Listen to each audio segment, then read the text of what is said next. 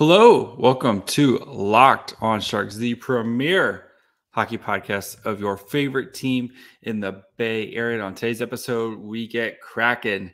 We're going to preview the Sharks Kraken game, look at how this is probably going to be a defensive struggle between both of these teams and what the Sharks need to do to try to win this game. So all that and more on today's episode of Locked on Sharks. You're Locked on Sharks, your daily podcast on the San Jose Sharks. Part of the Locked On Podcast Network, your team every day.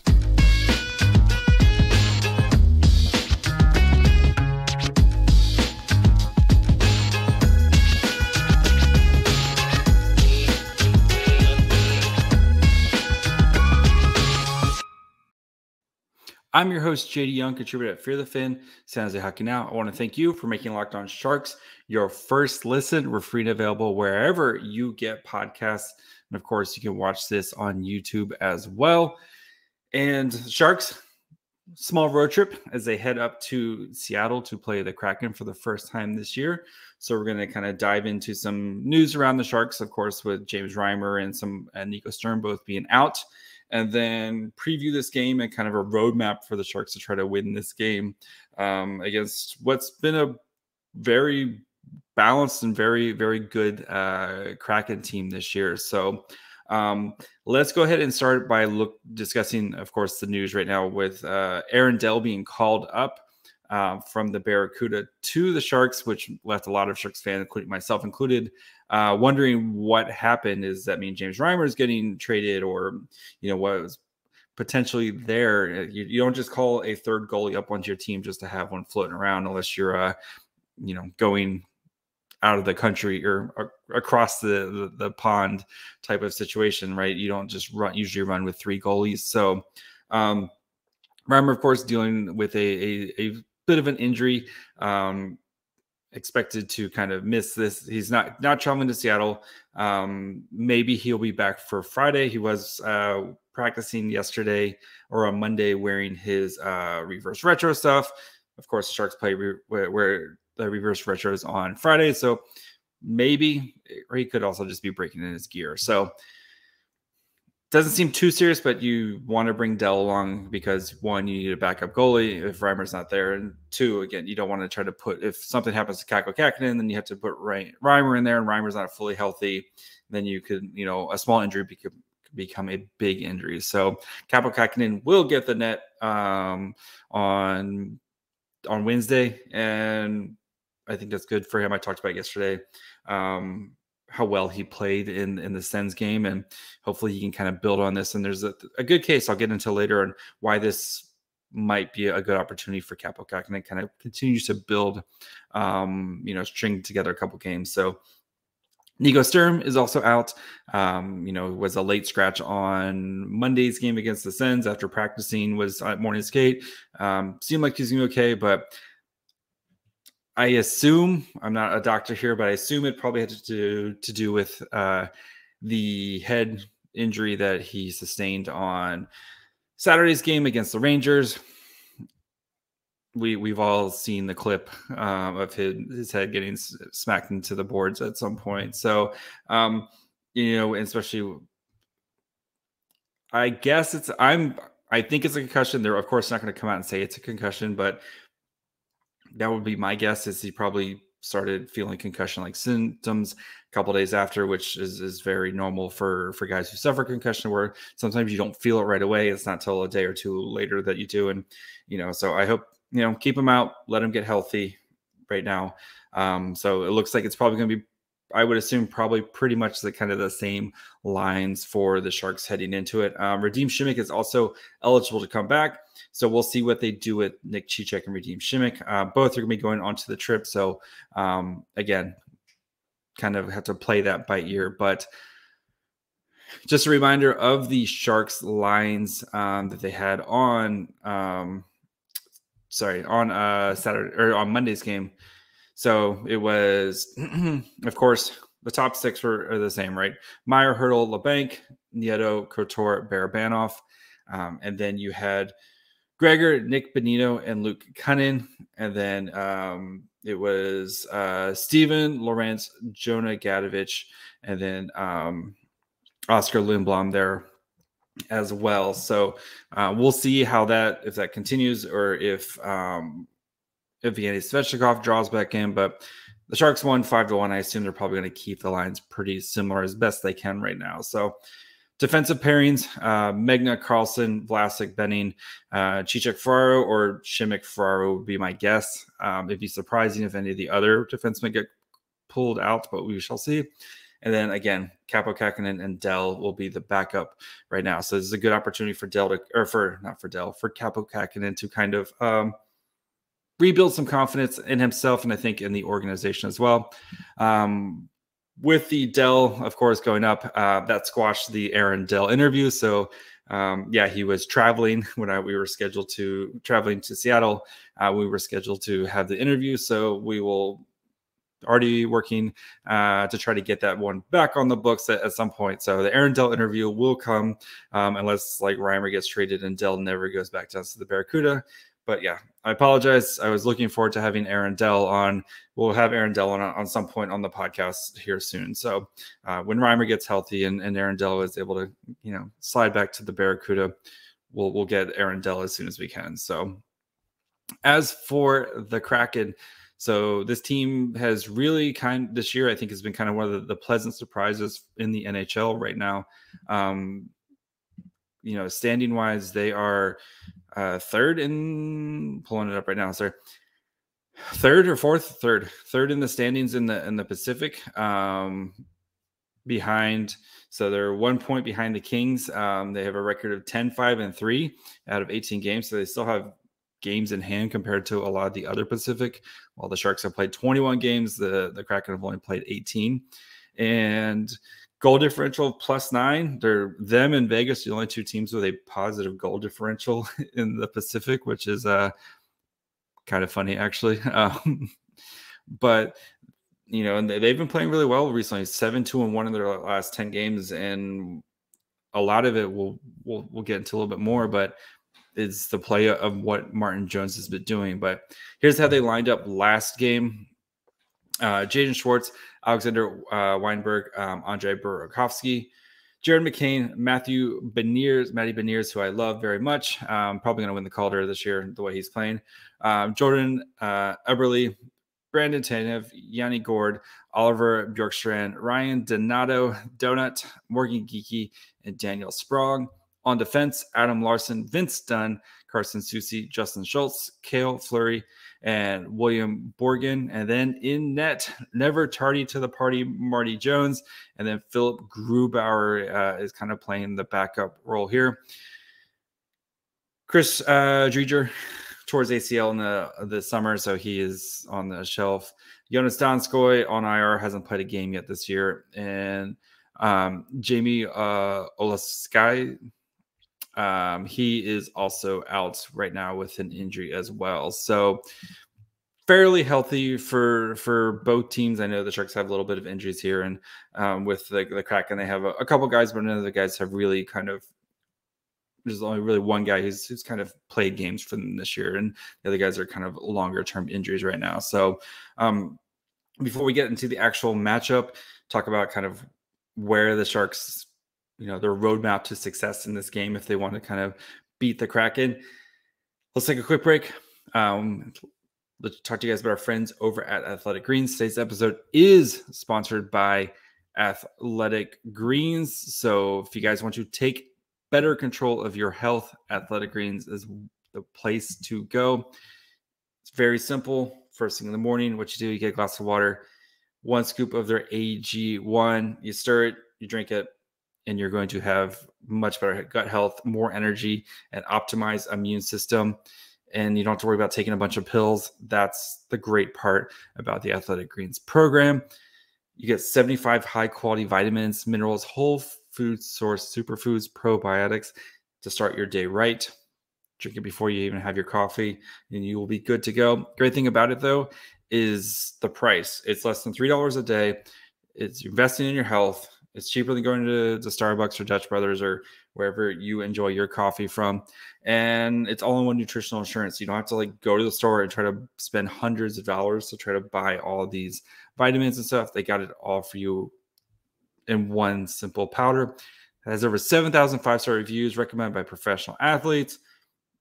They got you covered. So new year, new use coming up. If you want to kind of get a head start on that right now, go to athleticgreens.com/NHL network to take ownership over your health. And you get a year's supply of immune supporting vitamin D and 5 free travel packs with your first purchase. Again, athleticgreens.com/NHL network and pick up the ultimate daily nutritional insurance. All right, so let's get into this actual game here. So I have a new, I forgot to turn the banner off there. So I'm getting used to, I got a new streaming, they hooked me up with a new streaming service here. So getting used to the new buttons and layouts here. I would normally be on the other side, but this is how it is now. So Sharks versus Kraken. Kraken, I think kind of the surprising thing when I was doing my research for them is their defense. And I talked to Erica going into the season, about kind of the offense versus defense. And she talked how much she loves defense, and she has a defensive team here. So we'll start on we'll start with the defense for the Kraken. And what they do so well is they limit and they smother their opponents, right? They are one of the best teams at limiting actual shots on goal. I think they're fourth in the league right now and actually limiting shots on goal. And so that way you have to take every opportunity that you can. When you do get a shot, it needs to be a quality shot. But that's what the Kraken do so well right now, is keeping teams from kind of just teeing off on their goalie. And Martin Jones, the way he's been playing this year, they've done a good job of kind of insulating him and making sure that he only has to really kind of stop the pucks that need to be stopped, right? You're not just letting people take a bunch of shots on him. I think that's going to be the big challenge for the Sharks, right? Is they haven't really played a defensively structured team as good as the Kraken are this year. So Sharks offense has been coming to life. We saw them score 5 goals last game against the Sens, but against the Rangers, they were able to they got 1 goal, and that was in the last 15 seconds of the game. So this is going to be kind of a big opportunity, a big test for the Sharks offense if they can continue to kind of round their offense into form, especially against a Kraken team that is, again, they 5-on-5 goals against, they're 5th best in the league. 5-on-5 goals against, 7th best in the league. 5-on-5 Corsi, 8th best in the league. So they're not letting you kind of get your offense going here. So that's going to be a huge test for the Sharks, is can they make the most of the few opportunities that they're going to get in this game. So offensively, the Kraken, they're much better team than what we saw last year. Last year, they averaged 2.6 goals per game. This year, they're up to 3.22. I know we're a quarter of the season, basically a quarter of the season in for them. And they don't generate a lot of high quality, like a lot of high danger chances, right? That is, they're pretty far down on when it actually comes to the raw high danger chances. They're at 20, I think they're 23rd in the league when it comes to high danger chances. But what they do well is, again, they make the most of their opportunities. They're 5th in high danger goal percentage. So 23rd in actual chances, but when they get that chance, they make the most of it and they take advantage. So that's going to be the kind of the big thing for the Sharks, is trying to generate these high danger chances. And the Kraken, who don't take a lot of high danger chances, but when they do, they usually go in. So it feels like it's going to be a very low event hockey game of a potential like 1-2 type of score, just because neither one of these teams generates a lot of like the Sharks actually do a solid job of generating a lot of high danger chances, but they're bad at finishing, while the Kraken are kind of the opposite, right? Where they generate not that many, but they take a big advantage of them. So Again, defense, goaltending. So the one defensive metric the Sharks do have a huge advantage on is the PK, right? Sharks are first in the NHL with their penalty kill. It's elite. It's the best in the league. 93%. They've allowed two power play goals this month. They haven't allowed a power play goal since the Blues game. It's been that long. Like, that was a road trip. That was a while ago. That was a road trip and a homestand ago, basically. So Sharks PK is absolutely on fire right now. The Kraken's power play is better than it was last year. Last year they were running at a 14.5%. They're up to, I think, about 20 or 22% right now. So seeing improvement from the Kraken's power play, but I think the Sharks will have the advantage there of being able to kind of smother the Kraken's power play. And then while the Sharks power play, the numbers aren't as good, we know that the Sharks power play in the last 10 plus games is running at a much better pace than it was in the first 10 games, right? David Quinn's kind of fixed that. He's found the right guys, and he's found the balance of let me let my top unit just kind of cook for 90 seconds, right? They're going to get the majority of the time on the power play. So the Kraken's PK is as good as they are defensively. The Kraken's PK is not very good. It's 75%, which is 25th in the league. So again, this is going to be another special teams battle for the Sharks. If they want to win this game, you're going to have to take advantage of the power. I've said it before, and I'll continue to say it with this team. If you can play even at 5-on-5, and then you can take advantage of the special teams, that's the Sharks' formula of success. And it's been working half decently for them this year. So, and then play driving, like I kind of said before, again, the Kraken, they don't take as many shots as you would expect. They're 14th when it comes to the Corsi for percentage, but when it's like the raw numbers, they just don't generate a lot of shots, while the Sharks are working their way up, we'll say. So for the Kraken, it's more about the quality over quantity kind of factor for them. So again, they're not going to kind of pepper you with shots like you see from other teams, like the Panthers or the Carolina Hurricanes, like those teams where they're just like shoot. They're kind of going to be more patient, and they're going to go for those high quality chances. And those high quality chances, when they get them, they're very good at converting them this year. So yeah, that's kind of where both these teams are kind of sitting right now. This early into this season of kind of how they like to play hockey. So, before we continue and get into kind of the big goalie matchup between Kaapo Kahkonen and our old friend Martin Jones, and then kind of give the roadmap for the Sharks to win, and then prediction for tonight's game, want to let you guys know, of course, about the Locked On Sports Today. Thank you guys for making Locked On Sharks your first listen. For your second listens today, go check out the Locked On Sports Today podcast. From the games that matter the most to the biggest stories in sports, go beyond the scoreboard and behind the scenes with local experts and insights only Locked On can provide. Locked On Sports Today, available on this app, YouTube, and wherever you get podcasts. All right, so Martin Jones versus Kaapo Kahkonen is kind of the thing I'm most excited to watch tonight, to be honest. Martin Jones has been absolutely outstanding for the Kraken this year. He was signed to be the backup behind Grubauer and has taken the job from him. And goals saved above expected right now, Martin Jones is 8th best in the NHL at 7.8 goals saved above expected. And he's played 15 games already this year. So he has gotten the lion's share of kind of the games played for the Kraken this year. And, if you like the more traditional numbers, he's had pretty good numbers with those as well, too. So he's .913 save percentage and a 2.30 goals against average. So harnessing the new dad powers, and it has really kind of found a home with the Kraken and found a style that works in front of him. And again, I think that's because of how structured they are the Kraken are defensively, where he's again, not having to face as many shots as he did in San Jose, if we're going to be honest.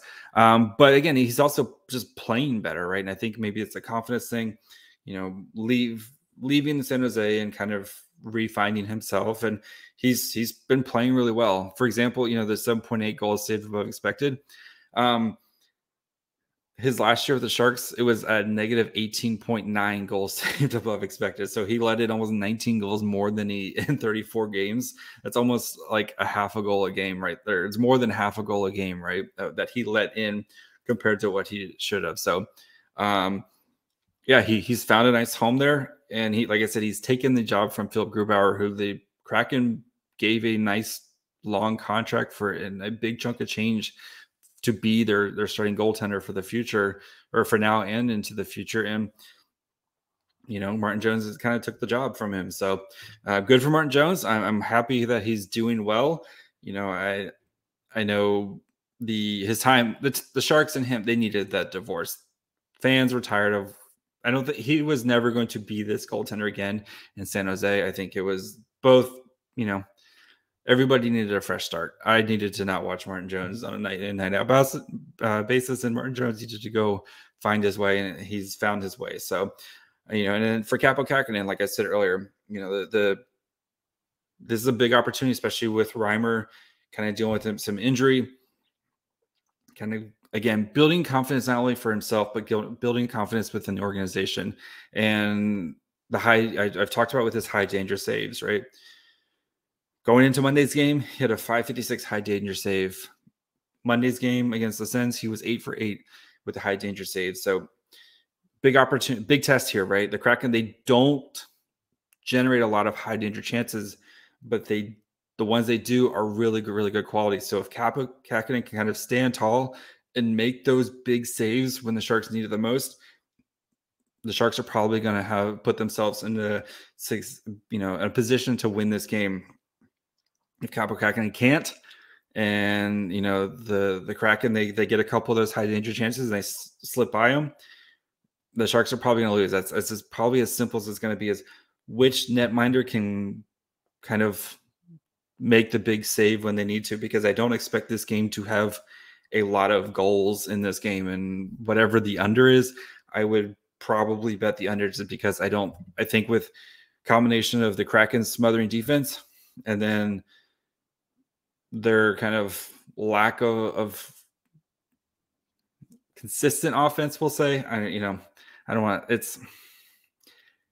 they don't generate a lot of offense, but when they do generate it, they usually take advantage. So I think Erik Karlsson's going to need to have a big night to try to kind of put some pressure on that, on the Kraken defense, right?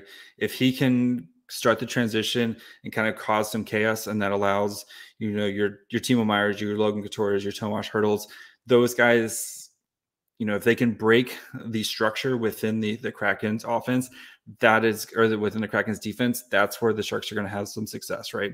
Is if Erik Karlsson can kind of cause that chaos by, again, not just being, bringing it down, bringing it to within the blue line, bringing it down to the goal line, and making the Kraken defenders have to kind of defend guys that they're not normally used to defending, right? If the defensemen are used to having to try to defend another defenseman, and that puts a forward on a forward, you like the forward's chances there on the offense, right? If Timo Meier has a forward on him instead of a defenseman, you kind of like those chances. So try to create those mismatches by Erik Karlsson, making the Kraken have to kind of work and think on the fly, and that's where you can create some mismatches. So, and then it has to be the special team. The Sharks, if they're going to do anything, is they're going to have to rely on their special teams, and they've been doing that the last couple of weeks, right? Their power play is looking much better. They've been more potent, and they've been scoring goals. So take advantage of that very weak Kraken penalty kill. Do your job on the power on your own penalty kill. Hang in there on 5-on-5, and that's your recipe for success. So all said and done, I think the way it works tonight, I think Karlsson gets a goal, Karlsson gets an assist, and then the Sharks still lose 3-2. Just for some reason, the Kraken kind of have the Sharks number, and how well and how structured they play defensively, I think is going to kind of frustrate the Sharks forwards, especially those. Like I think the hurdle line is going to do its thing, right? That's what they've been doing all year. But you could see, the Couture line.